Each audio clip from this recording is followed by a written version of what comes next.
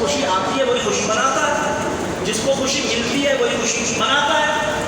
اب رب کائنات نے فرمایا وَبَشِّرِ الْمُؤْمِنِينَ بِأَنَّ لَهُم مِّنَ اللَّهِ فَضْلًا كَبِيرًا، محبوب خوشخبری سنائیے ایمان والوں کو کہ ان کے لیے آپ کا دنیا میں تشریف لانا اللہ کا سب سے بڑا فضل ہے۔ 12 ربیع الاول شریف آتا ہے، میں کسی پر فتویٰ نہیں لگا رہا، لیکن میں کہتا ہوں جو ایمان والا ہے وہی گھر سجاتا ہے، جو ایمان والا ہے وہی مٹھائی بانٹتا ہے۔ اس لیے کہ اصول یہی ہے کہ جس کے یہاں خوشی آئی ہے وہی خوشی منائے گا، اصول یہی ہے۔ تو جب اللہ نے یہ خوشی بیان ایمان والوں کے لیے کی ہے، قرآن کی آیت پڑھ رہا ہوں میں احتیاط اس لیے کر رہا ہوں گفتگو میں میرے جانے کے بعد آپ کو کوئی پریشان نہ کرے، تو وہ تو پتہ نہیں کون سی ہدایت سنا کے چلے گئے آپ لوگ، تو پتہ نہیں کون سے مفتی کا فتویٰ سنا کے چلے گئے آپ کو، جی نہیں، میں آپ کو قرآن کی آیتیں سنا رہا ہوں۔ رب فرما رہا ہے وَبَشِّرِ الْمُؤْمِنِينَ بِأَنَّ لَهُم مِّنَ اللَّهِ فَضْلًا كَبِيرًا، خوشی سنائیے ایمان والوں کو کہ ان کے لیے آپ کا دنیا میں تشریف لانا ہی اللہ کا سب سے بڑا فضل ہے۔ تو ماننا پڑے گا کہ ایک مومن کی زندگی میں منائی جانے والی تمام خوشی کے دنوں میں 12 ربیع الاول سے زیادہ خوشی کا دن ہو ہی نہیں سکتا اگر وہ مومن ہے، اگر وہ مومن ہے۔ اب یہ عجیب حیرت کی بات ہے، میں کسی کے خلاف بات نہیں کر رہا ہوں، میں عمومی بات کر رہا ہوں۔ یہ بڑی حیرت کی بات ہے کہ وہ لوگ جو میلاد النبی کے موقع پر اہل سنت والوں کے گھر سجانے پر اعتراض کرتے ہیں، جب ان کی بیٹی کی شادی ہوتی ہے تو گھر کو وہ سجاتے ہیں، اور جب وہ ہم سے پوچھتے ہیں کہ 12 ربیع الاول پر آپ نے گھر سجایا کون سی کتاب میں لکھا ہے، تو کیا اپنی بیٹی کی شادی پہ گھر سجاتے وقت انہوں نے اپنے ہی مفتی سے یہ سوال کیا تھا کہ کسی کتاب میں لکھا ہے بیٹی کی شادی پہ گھر سجانا؟ جب وہ ہم سے پوچھتے ہیں کہ جھنڈا کون سے صحابی نے اپنے گھر پر لگایا تھا، تو جب وہ اپنے بیٹے کے ولیمے پر تمبو لگا کے گلی بند کرتے ہیں اور 50 آدمیوں کے اوپر کے 500 آدمیوں کی دعوت کرتے ہیں، تو کیا ان کو کہیں یہ پوچھنے کی ضرورت ہوتی ہے کہ یہ گلی بند کر کے اتنا پیسہ خرچ کر کے یہ تقریب کرنا کسی صحابی نے اس طرح کی تھی؟ ظاہر نہیں پوچھتے، ضرورت بھی نہیں پوچھنے کی، ہم نہیں کہہ رہے پوچھنا چاہیے، ہم کہہ رہے ہیں اللہ نے خوشی دی ہے منانی چاہیے، لیکن بات یہ ہے کہ یہ تمہارے گھر کی خوشی ہے، ہم تمہارے ایمان کے مطابق کیا نظریہ قائم کریں کہ تم اپنی بیٹی کی شادی پہ تو گھر سجاؤ، تم اپنے بیٹے کے ولیمے پر تو تمبو لگاؤ، تم اپنے بیٹے کے ولیمے پر لوگوں کو کھانا کھلاؤ، تم اپنے بیٹے کی پیدائش پر مٹھائی بانٹو، اور جب یہی کام اہل سنت حضور کی ولادت کے جشن خوشی میں کریں تو ان پہ فتوے لگاؤ، تو ہم تم پہ کوئی فتویٰ نہیں لگاتے، مگر ہمیں تمہارے ایمان پر افسوس ہوتا ہے۔ تم کیسے حضور کے امتی ہو؟ اگر حضور کا امتی ہے تو پھر وہ حضور علیہ السلام کی آمد سے بڑھ کر اپنے لیے کوئی خوشی کا باعث نہیں۔ آپ کہیں گے اچھا بھی آپ کیا اپنی خوشیوں سے بڑھ کر حضور کی خوشی مناتے ہیں؟ آپ میں سے کسی کو بھی ہم کو مجھ سے یہ سوال کر سکتا ہے کہ کیا آپ اپنی خوشی سے بڑھ کر حضور کی خوشی مناتے ہیں؟ یعنی آپ نے اپنے بیٹے کی پیدائش میں مٹھائی بانٹی تھی اور حضور کی پیدائش ولادت میں مٹھائی بانٹتے ہیں، تو حضور کی خوشی کا بڑا ہونا کیسے ثابت ہوگا؟ اگر آپ نے اپنے بیٹے کے ولیمے میں گھر سجایا تھا اور حضور کی ولادت میں گھر سجاتے ہیں، تو پھر حضور کی خوشی کا آپ کے گھر کی خوشی سے بڑا ہونا کیسے ثابت ہوگا؟ تو میں آپ کی خدمت میں عرض کروں گا الحمدللہ اہل سنت اپنی ذاتی خوشیوں میں اور حضور کی آمد کی خوشی کے منانے میں فرق کرتے ہیں۔ جب میرے بیٹے کی ولادت ہوئی تھی میں نے 20 کلو مٹھائی لی تھی تو فہرست بنائی تھی کس کس کو بانٹنی ہے، لیکن جب حضور کی ولادت کا موقع آیا تو 1 من مٹھائی لی، لسٹ نہیں بنائی کس کو بانٹنی ہے، چوک پہ کھڑا ہو گیا تو بھی آتا جائے اور لیتا جائے، جو مرضی آئے اور لیتا جائے۔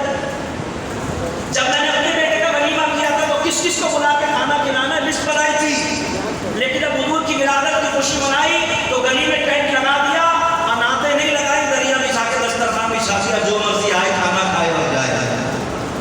تو بھائی فرق ہوا نا۔ اپنے بیٹے کی شادی میں نے صرف اپنا گھر سجایا تھا، لیکن جب حضور کی ولادت کی خوشی آئی تو میں نے صرف اپنا گھر نہیں سجایا، گلی بھی سجائی، محلہ بھی سجایا، میرے گھر کے قریب جو روڈ تک چوک تھا نا وہ بھی سجایا، تاکہ پتہ چل جائے کہ یہ خوشی بین الاقوامی انٹرنیشنل خوشی ہے، یہ میرے گھر کی ذاتی خوشی نہیں ہے۔ افسوس تو ان لوگوں پر ہوتا ہے جو اپنے گھر کی ذاتی خوشیاں کو کروڑوں روپیہ خرچ کر کے مناتے ہیں، لیکن اگر چند 100 روپے کوئی صحیح عقیدہ سنی اپنے آقا کی ولادت پر خرچ کرتا ہے تو ان کو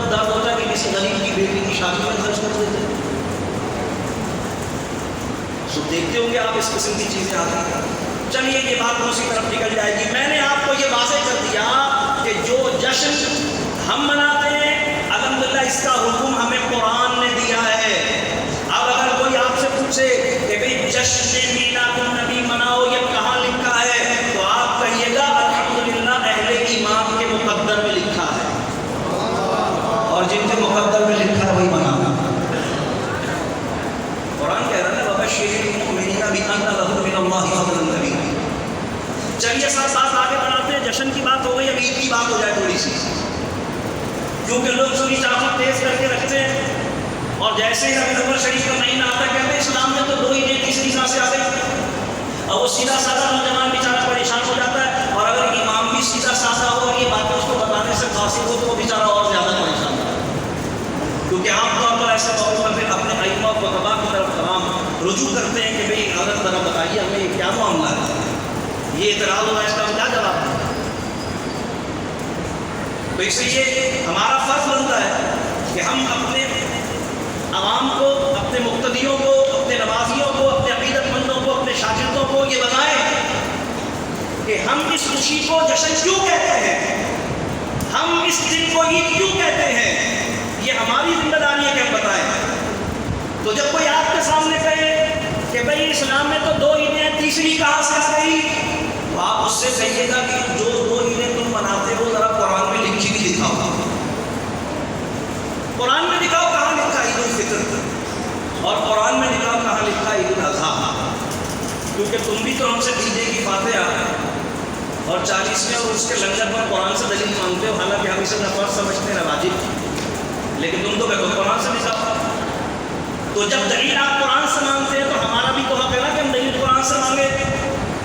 قرآن میں آپ کو تلاش کرنے سے کہیں عید الفطر نہیں ملے گی, قرآن میں آپ کو تلاش کرنے سے کہیں عید الاضحیٰ نہیں ملے گی, لیکن جو عید ہم منا رہے ہیں اس عید کا تصور ہمیں قرآن نے عطا کیا. میں بار بار کہہ رہا ہوں کہ میں آپ کو کوئی مسلم کی حکایت, کوئی مفتی کا فتویٰ اور حدیث نہیں سنا رہا, اور اس احتیاط کی وجہ سے نہیں سنا رہا کہ مجھے پتا ہے کہ وہ احباب یہ گفتگو سن رہے ہیں جو یہ کہتے ہیں کہ بھئی یہ بریلوی جو ہے نا یہ حکایتوں روایتوں پر اپنی گفتگو کرتے ہیں. تو ان کے ذہن میں یہ رہے کہ بھئی کل مولوی صاحب جو آئے تھے انہوں نے حکایتیں اور روایتیں نہیں بلکہ آیتیں پڑھ کر سنائی. یہ جو عید ہم مناتے ہیں بس یہ عید ہے قرآن میں, اگرچہ ہم 2 عیدوں کو مانتے ہیں لیکن وہ قرآن میں نہیں ہے. قرآن میں صرف یہ والی عید ہے. کیسے سنیے, حضرت عیسیٰ علیہ السلام اللہ کی بارگاہ میں دعا کر رہے ہیں, قرآن کی صورت میں سورہ مائدہ. عیسیٰ علیہ السلام اللہ کی بارگاہ میں دعا کر رہے ہیں اور اللہ نے ان کی دعا کو قبول کیا. کیا دعا کی عیسیٰ علیہ السلام نے, ربنا انزل علینا مائدۃ من السماء تکون لنا عیدا لاولنا وآخرنا. قرآن میں یہ عید ہے جو میں نے پڑھ کے سنائی آپ کو. نہ قرآن میں عید الفطر ہے, نہ قرآن میں عید الاضحیٰ ہے. قرآن میں یہ عید ایک عید ہے, یہی ایک عید ہے. ربنا انزل علینا مائدۃ من السماء تکون لنا عیدا لاولنا وآخرنا. اے اللہ ہم پر آسمان سے خوان نعمت نازل فرما تاکہ نزول نعمت کا دن ہمارے اگلوں اور پچھلوں کے لیے عید ہو جائے. پھر سنیے قرآن کی آیت, ربنا انزل علینا مائدۃ من السماء تکون لنا عیدا لاولنا وآخرنا. اے اللہ ہم پر آسمان سے خوان نعمت نازل فرما تاکہ نزول نعمت کا دن ہمارے اگلوں اور پچھلوں کے لیے عید بن جائے.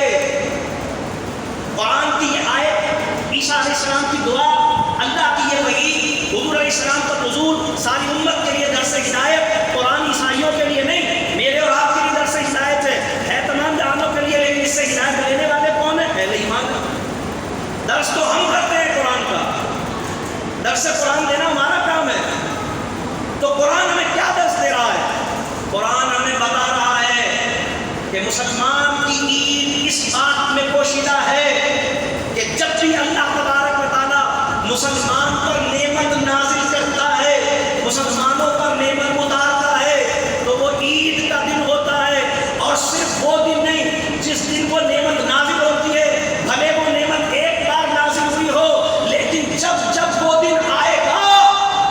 دن بن کر آئے گا، جب وہ دن آئے گا عید کا دن بن کر آئے گا۔ لہذا قرآن کریم فرقان حمید نے جب اس آیت کے ذریعے ہمیں تصور عید کیا اور یہ بتایا کہ نزول نعمت کا دن عید کا دن ہوتا ہے، تو چلیے آئیے اب ہم قرآن سے پوچھتے ہیں، قرآن نزول نعمت کا دن عید کا دن ہوتا ہے، ہم ہر نعمت کے نازل ہونے کے دن کو عید کے طور پر منائیں گے، لیکن تو ہمیں ذرا یہ بتا دے کہ اللہ نے جتنی نعمتیں ہمیں عطا کی ہیں اس میں سب سے بڑی نعمت کون سی ہے؟ ہم نے قرآن سے سوال کیا کہ قرآن تو ہمیں بتا اللہ کی سب سے بڑی نعمت کون سی ہے؟ تو دیکھیے اللہ نے مجھے اور آپ کو کتنی نعمتیں عطا فرمائی ہیں، کوئی گن سکتا ہے؟ نہیں گن سکتا، خود اللہ نے فتویٰ دیا ہے کہ تم نہیں گن سکتے۔ وَإِن تَعُدُّوا نِعْمَتَ اللَّهِ لَا تُحْصُوهَا، اگر تم اللہ کی عطا کردہ نعمتوں کو گننا چاہو، شمار کرنا چاہو، نہیں کر سکتے۔ یہ اللہ کا فتویٰ ہے، کر لو محنت جتنی چاہے، کر لو تحقیق جتنی چاہے، کر لو مشقت جتنی چاہے، لگاؤ جدوجہد جتنی لگا سکتے ہو، اللہ کا فتویٰ یہی ہے، اللہ کا فیصلہ یہی ہے۔ وَإِن تَعُدُّوا نِعْمَتَ اللَّهِ لَا تُحْصُوهَا، جو نعمتیں میں نے تم کو عطا کی اگر تم انہیں گننا چاہو گن نہیں سکتے، جن نعمتوں کو گن ہی نہیں سکتے ان کا شکر ادا کرنا کیسے ممکن ہے ہمارے؟ ہمیں پتہ ہی نہیں کتنی نعمتیں ہیں، ان کے شکریہ کا حق ہم کیسے ادا کر سکتے ہیں؟ لیکن ان تمام نعمتوں میں جو اللہ نے ہمیں عطا فرمائی ہیں، ہم جب قرآن سے یہ پوچھتے ہیں اللہ کی سب سے بڑی نعمت کون سی ہے، تو قرآن ہم سے پوچھتا ہے کہ یہ بتا کہ اللہ نے تجھے جتنی نعمتیں عطا کی ہیں کیا کسی ایک نعمت کے عطا کرنے پر مجھ پہ احسان جتایا اللہ نے؟ میں نے کہا نہیں، ایسا تو نہیں ہے، اللہ نے مجھے سلامت وجود دیا، احسان نہیں جتایا، اللہ نے جو بولنے کو زبان دی احسان نہیں جتایا، دیکھنے کو آنکھ دی احسان نہیں جتایا، سننے کو کان دیے احسان نہیں جتایا، جوانی دی سلامت وجود دیا احسان نہیں جتایا، علم دیا، روزگار دیا، بھی بچے دیے، آب و اولاد دیے، دربار دیا، خاندان دیا، اللہ نے احسان نہیں جتایا۔ قرآن کہتا تو میں تجھے بتاتا ہوں کہ اللہ نے ایک نعمت تجھے ایسی دی ہے جس کا احسان جتایا،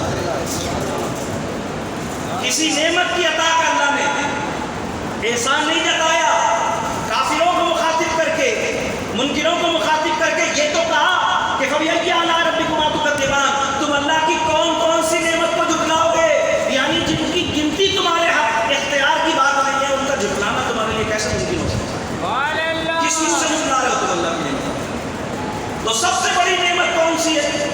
قرآن کہتا ہے لَقَدْ مَنَّ اللَّهُ عَلَى الْمُؤْمِنِينَ إِذْ بَعَثَ فِيهِمْ رَسُولًا، اللہ فرماتا اللہ نے احسان کیا ایمان والوں پر جب انہیں اپنا محبوب رسول عطا کیا۔ اس کے سوا اللہ نے کوئی احسان کسی کی پیدائش پر، کسی کی تخلیق پر، کسی کے بھیجنے اور دینے پر احسان اللہ نے نہیں جتایا۔ یہ ایک نعمت ہے، ظاہر ہے کہ صرف اس ایک نعمت پر اللہ نے احسان جتایا ہے، تو یہ نعمت ایسی ہی ہے نا جس کے عطا کرنے پر عطا کرنے والے کو بھی ناز ہے، ایسی عظیم نعمت ہے نا اللہ کی۔ اللہ فرماتا لَقَدْ مَنَّ اللَّهُ عَلَى الْمُؤْمِنِينَ إِذْ بَعَثَ فِيهِمْ رَسُولًا، اللہ نے احسان کیا ایمان والوں پر۔ یہاں بھی بات ایمان والوں ہی کی ہو رہی ہے، جن پر احسان کیا ہے شکر بھی تو وہی ادا کریں گے، شکر بھی تو وہی ادا کریں گے۔ تو ماہ ربیع الاول بتاتا ہے کہ کس کس گھر میں ایمان والے رہتے ہیں۔ میں کسی کو فتویٰ نہیں لگا رہا، تو مجھے بات کر رہا ہوں۔ ماہ ربیع الاول بتاتا ہے کہ کس کس کی وابستگی کس کس کے ساتھ ہے۔ جب الیکشن کے دن ہوتے ہیں نا، ہر آدمی جو جذباتی ہوتا ہے اپنی پارٹی کا جھنڈا لگاتا ہے، پتا چلے بھائی میرا دروازہ ٹکرانے کی ضرورت نہیں ہے، میرا ووٹ فلاں کے لیے ہے، ہوتا ہے ایسا نہیں ہوتا؟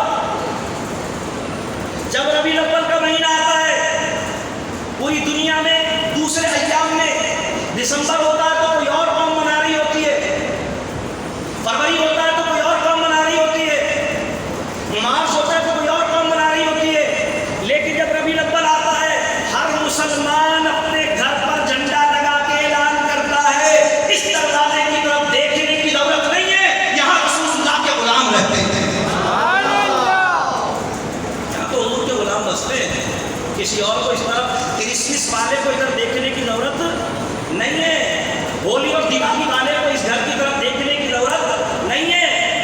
گنبد خضرا کے مکین کے امتی اور غلام بستے ہیں. بھئی یہ تو سعادت کی بات ہے جس کو اللہ توفیق دے. یہ سعادت کی بات ہے جس کو اللہ توفیق دے.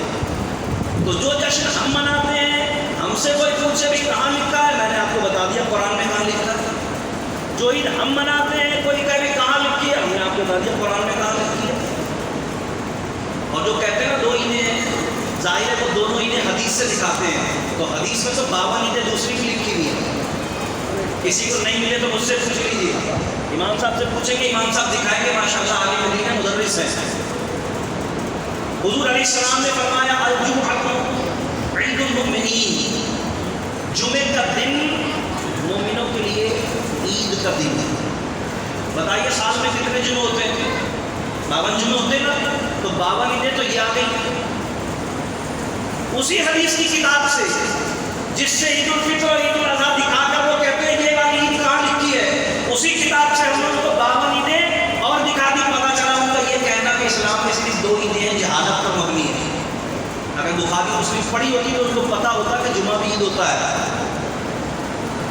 اس میں بھی خطبہ ہوتا ہے, اس میں بھی کوئی اہتمام نماز ہے جیسا عید کی نماز کا ہے کہ بغیر جماعت وہ بھی نہیں ہوتی, بغیر جماعت کی بھی نہیں ہوتی.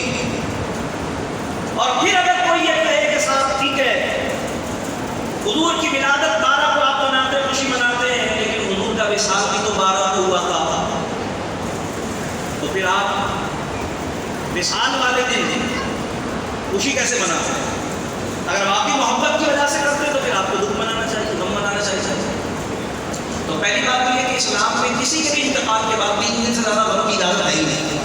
یہ قانون تو سب کے لیے ہے, لیکن یہ قانون ان کے لیے ہے جو مر گئے. الحمدللہ ہمارے نبی مرے نہیں ہیں, وصال کیا ہے, وفات فرمائی ہے, انتقال ہوا ہے. وفات کرنے کا مطلب کیا ہوتا ہے؟ اللہ نے دنیا میں گزارنے کے لیے جو زندگی مقرر فرمائی تھی وہ پوری کر دی. انتقال کرنے کا مطلب کیا ہوتا ہے؟ اس عالم سے دوسرے عالم میں منتقل ہو گئے. اور وصال فرمانے کا مطلب کیا ہوتا ہے؟ مخلوق سے ملاقات کے بعد اللہ تبارک و تعالیٰ نے دوسرے عالم کے ملائکہ کے ساتھ ملاقات کا موقع دیا. جو اردو ادب تھوڑی بہت پڑھے ہوئے ان کو ان تینوں لفظوں کے معنی پتہ ہے کہ وصال کا مطلب ہوتا ہے ملاقات, جو فراق کی ضد ہے. اگر تھوڑا بہت کوئی اردو ذوق رکھنے والا ہے, میں تو حیدرآباد وطن سے تعلق رکھتا ہوں اور کیونکہ اردو ادب سے میرا تعلق ہے تو الحمدللہ میں یہ بات عرض کر رہا ہوں آپ سے کہ وصال جو ہے یہ فراق کی ضد ہے. فراق کے معنی جدائی ہے, وصال معنی ملاقات ہے. انتقال یہ منتقل ہونے سے ہے, ایک عالم سے دوسرے عالم میں منتقل ہو جانا. اور وفات جو ہے یہ دنیا میں گزارنے کے لیے اللہ نے کسی کے لیے جو دورانیہ مقرر کیا تھا اس کا پورا کر لینا. تو حضور نے اپنی دنیاوی حیات پوری فرمائی, حضور نے وصال کیا, حضور علیہ السلام انتقال فرمایا, مرے نہیں ہیں. وجہ کیا ہے؟ وجہ یہ ہے کہ جو بھی مر جاتا ہے نا اس کے لیے لفظ تھے استعمال ہوتا ہے. جو مر جاتا ہے اس کے لیے لفظ تھے استعمال ہوتا ہے. امام صاحب تھے, خطیب صاحب تھے, مفتی صاحب تھے, عالم صاحب تھے, پیر صاحب تھے, ڈاکٹر صاحب تھے, مفتی صاحب تھے, علامہ صاحب تھے. انتقال ہو گیا تو تھے. حضور تھے نہیں, حضور ہیں. حضور تھے نہیں, حضور ہیں. اس ہیں پر بھی میں کوئی حدیث نہیں سناؤں گا آپ کو, اس ہیں پر بھی میں آپ کو کوئی شعر نہیں سناؤں گا آپ کو, اس ہیں پر بھی میں آپ کو کوئی حکایت اور فتویٰ نہیں سناؤں گا. قرآن کی 2 آیتیں سناؤں گا, کسی میں دم ہے تو نکالے قرآن سے ان آیتوں کو اور پھر حضور کو تھے بولے. اللہ فرماتا ہے وَاعْلَمُوا أَنَّ فِيكُمْ رَسُولَ اللَّهِ, اے لوگوں جان لو اللہ کا رسول تم میں موجود ہے. کسی کے بات میں دم ہے تو نکالے قرآن سے یہ آیت. بے شک وصال ہو گیا, قبر میں تشریف فرما ہے مگر تھے نہیں ہیں. بے شک وفات ہو گئی, مزار میں تشریف فرما ہے مگر تھے نہیں ہیں.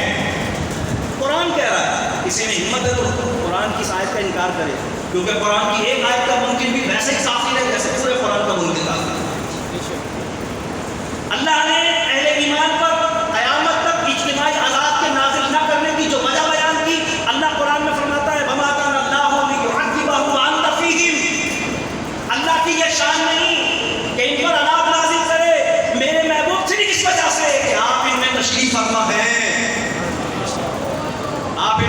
مسلمان ہیں، یہ تھے والے اپنے ایمان کی خبر لیں۔ اس لیے کہ آج بھی اگر کوئی میرے پاس مسلمان ہونے کے ارادے سے آئے اور کہے مسلمان تو ہوں گا، لیکن شرط یہ ہے کہ میں کلمے میں کہوں گا کہ اللہ کے سوا کوئی معبود نہیں ہے اور محمد صلی اللہ علیہ وسلم اللہ کے رسول تھے، مفتی کے پاس جانے کی ضرورت پڑے گی، آپ ہی فتویٰ دے دیں گے کہ تیرا اسلام قبول نہیں ہے، آپ ہی فتویٰ دے دیں گے نا کہ یہ کہنے سے تو مسلمان نہیں ہوگا کہ محمد اللہ کے رسول